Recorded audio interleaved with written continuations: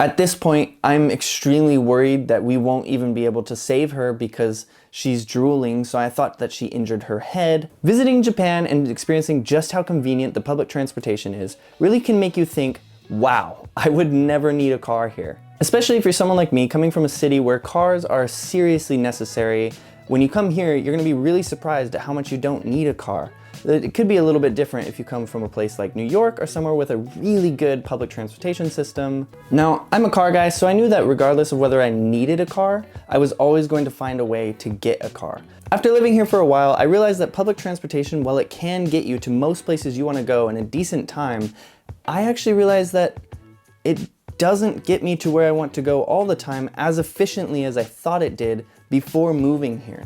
I started comparing drive times to bicycle times to the train times. And what I realized was that while the train was fast, it actually was not as fast as I originally had thought it was. I thought it was very convenient to use the train all the time. And then I realized that cars could actually get you to where you want to go often faster as well as more efficiently. I often noticed that taking the train somewhere from point A to point B would be about double the time that it would take if you would just drive there. I value my time a lot, and I was realizing that I was spending way too much time in the trains in this really hot environment in the winter, in this really crowded space, and everybody's coughing. It's crazy. And I realized that I was spending too much time in there, and when I could be doing something else.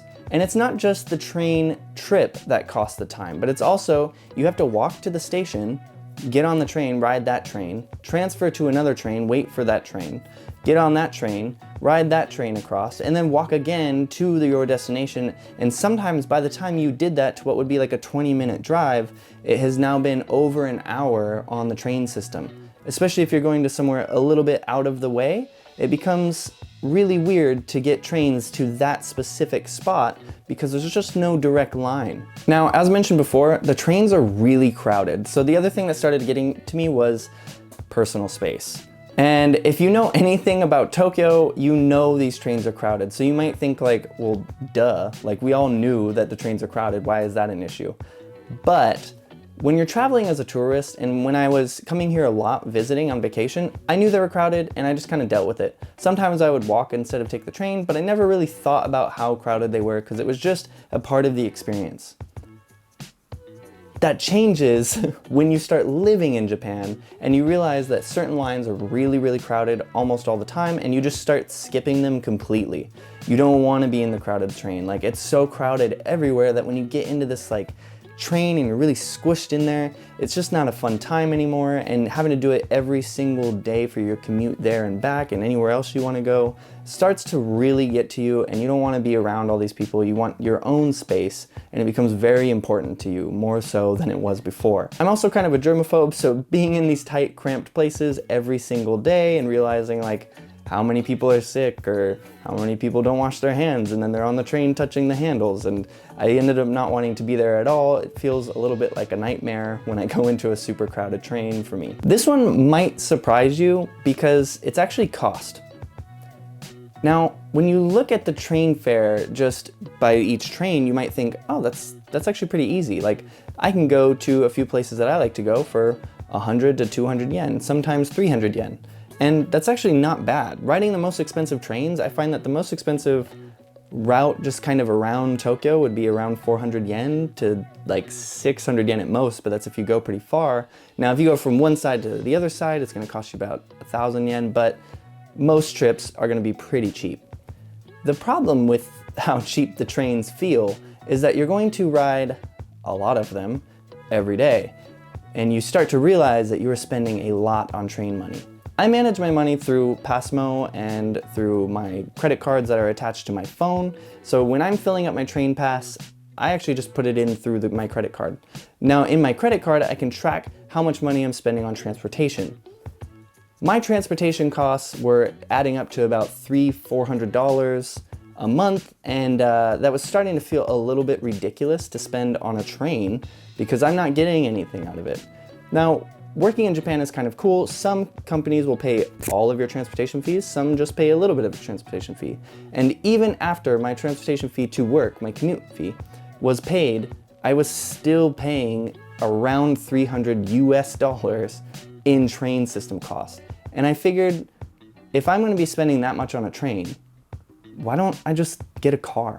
Because a car is only gonna cost me about that or a little bit more, and I own a car out of it. So like, it just seemed like a no-brainer to me to cut the train cost that's just going to the train system and not to me, and get a car and just fully benefit from having a car. Okay, next to the last most important thing on this list is actually this one: road trips and YouTube videos. I love going on road trips. I was in the car a lot growing up. I drove all over America as a kid, so I wasn't doing the driving, but you know, I rode all over America, and I just love being in the car. It's a place that I feel very comfortable in. I love cars so much to the point that I actually considered trying to get into racing cars. It's just something that I am very passionate about in life, next to cameras in Japan and retro gaming. So this is like my third passion that actually ranks a bit higher than retro gaming, and maybe even cameras. I might love cars more than cameras. Growing up, my grandpa built cars, and I always have a lot of memory of being around those cars and him putting them together and seeing different parts and tools, and being around a garage that has lots of vintage cars in it and just checking them out, getting in different ones, closing the door, hearing the sounds, like playing with the radio. Like, all these things accumulated me I really just love cars. But my love for cars aside, I love exploring Japan by the road. I want to see lots of things in Japan. I want to get out there, and I want to see places that are harder to access by train. Some places aren't accessible by train. Some places are difficult to access by public transportation. Some places will take so much energy to access with all my camera equipment that it becomes a little bit cumbersome, and I end up not wanting to, because if you know anything about camera equipment, it's really heavy. So it's really nice to go somewhere. For instance, I went to Hakone recently, which you could check out in this video up here. Probably up there. I don't know, but it's gonna post somewhere. That video is one of my favorite videos on my channel to date. I had a lot of fun, and it was my first kind of major road trip with just a friend of mine, and something outside of doing with the family. And I had a great time being able to put my things in the trunk of the car, walk away from the car and leave it and not worry about it. And I just brought my camera and my drone. So I was just able to film with my camera and my drone, go back when I needed different equipment and set up different shots and get different lenses, and knowing that I wasn't going to need certain lenses and things, it was so much nicer than just lugging around this giant backpack that was really heavy and starting to cause back problems. The last reason, and the most important reason, was for emergencies. This one is more of a personal story, but I think that it's something you'll want to hear, especially if you're considering moving to Japan, or if you're wondering if you need a car, and especially in Tokyo.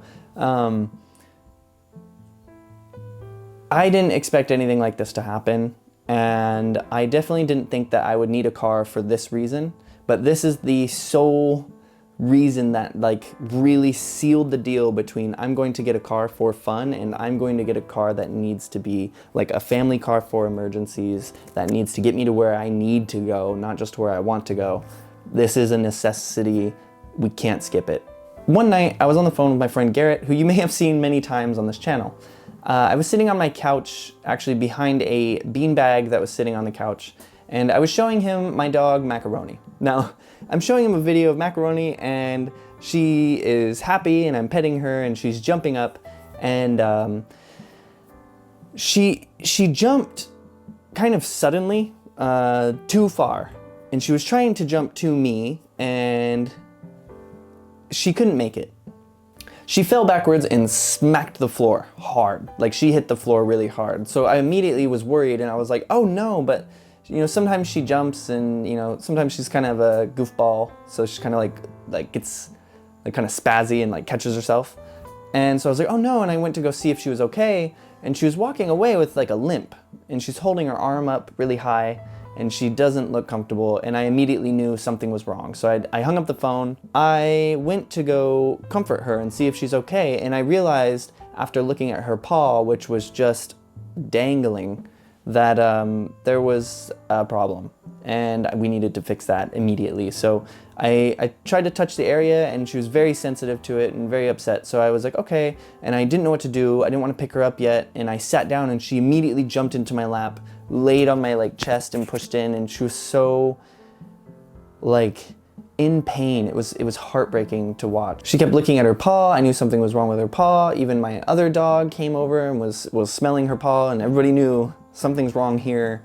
And I had called my wife over. She had ran in from the other room. We were getting ready for bed because it was 11 o'clock at night, and we realized, like, yeah, we need to take her to the hospital right now. She's injured.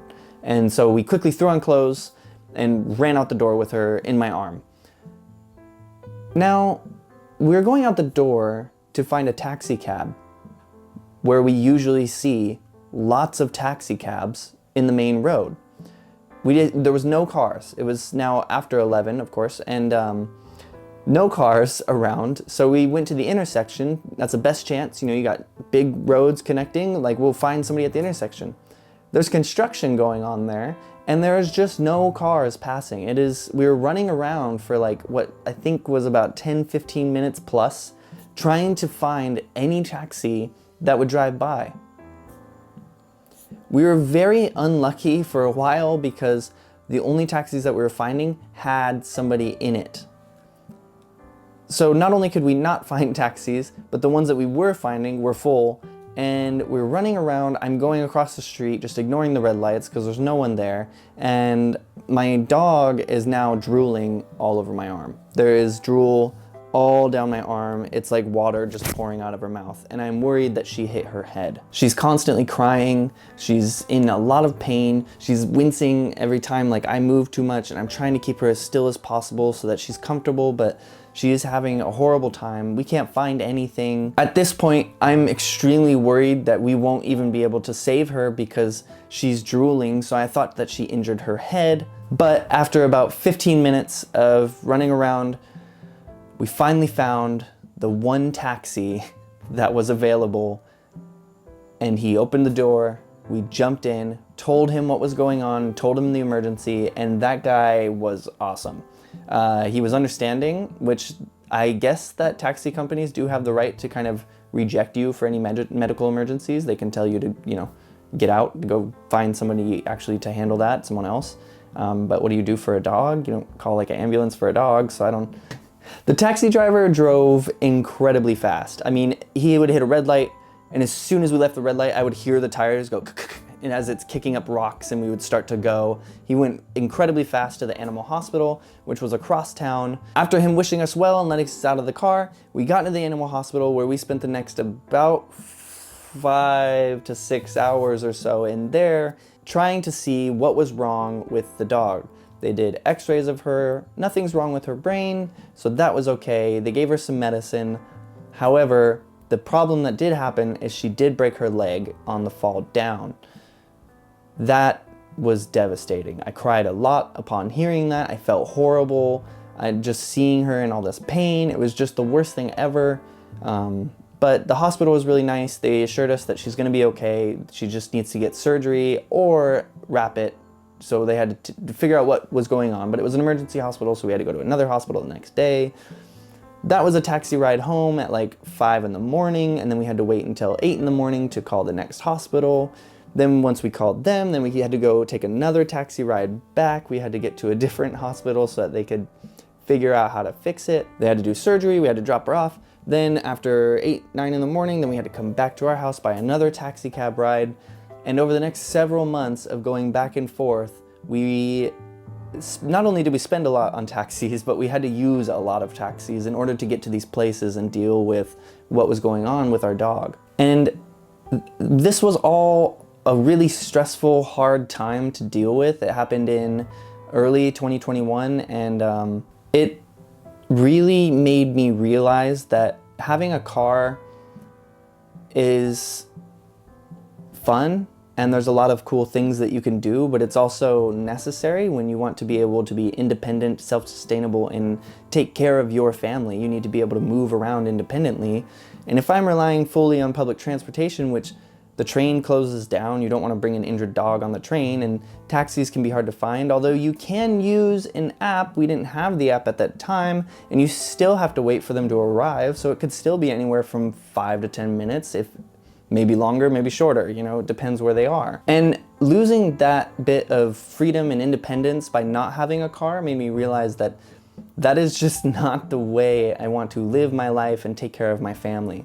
The thought of having to deal with that when something happens to me, or something happens to my wife, or in the future something happens to kids that we have, or again to the dogs, any kind of emergency, the thought of not having a way to move yourself across the city to a hospital or something really quickly rather than wait for somebody, like, is just horrifying. And I don't want to have to ever go through that again and realize that I can't do something now to help the situation. Because if we could have gotten her to the hospital sooner, yes, the result was the same because she had only broken her arm, but if it was worse and she did hurt her head, maybe she wouldn't have made it because it took too long to get to the hospital. Obviously, for family situations, if the emergency was big enough, I would just call an ambulance, but certain things don't require an ambulance. You just need to get to the hospital. Thank you again so much for listening to this story, and those are the main reasons why I think that you need a car in Tokyo, even with how amazing the public transportation system is here. Share any experiences that you have, and please give it a thumbs up if you liked it. And you want to see more car content in Japan, whether it's road trips or talking about the car that I do own, which I do have some videos coming up talking about it. Again, thank you so much, and I will see you next time.